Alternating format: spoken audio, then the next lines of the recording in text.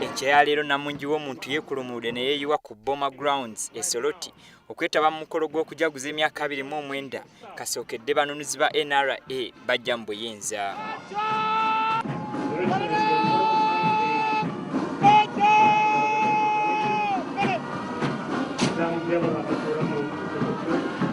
Emikolo gitandise n'okuyimba wamu n'okuyisa ebivvulu okuva mu bannamagye, abakozi ba gavumenti wamu n'abantu ba bulijjo.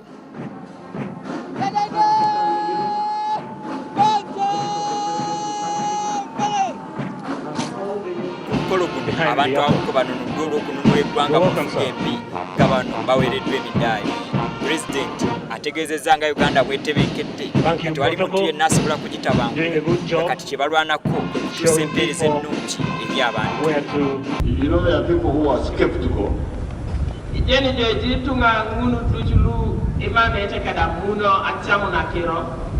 Like one of the disciples of Jesus called Thomas.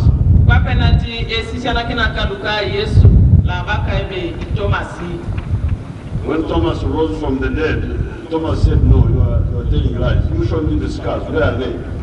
When the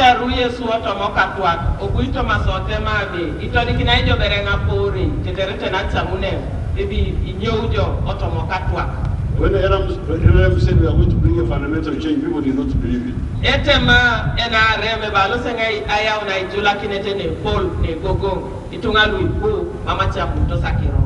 thought it was just talking.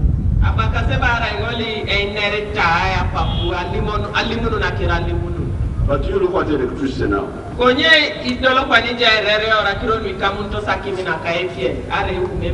Electricity is now from here all the way to Moroto. Museveni ayongedde n'ategeeza ng'ekibiina kya NRM bwe kiri mu kwezza obujja naddala mu kiseera kino nga beetegekera akalulu ka 2016.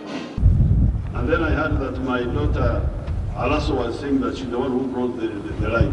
Ajai serera bwaku akokane bakali salaso ebalebe ngesa yanga retaki minginengena. Some of these people have no shame. It's your tungalu, a family institute, the rubitos. So if you are tell a lie, you should tell a lie which is at least reasonable. Konya bikota sabado, right the sabatelo, if you work in a jitungo, motopo, konya mama sabata jokuna. These are all plans of the NRM. Kinajjukira nti mu 1986 abalwanyi ba National Resistance Army nga baddumirwa Yoweri Kaguta Museveni bawamba obuyinza oluvannyuma lw'okulwanira emyaka 5.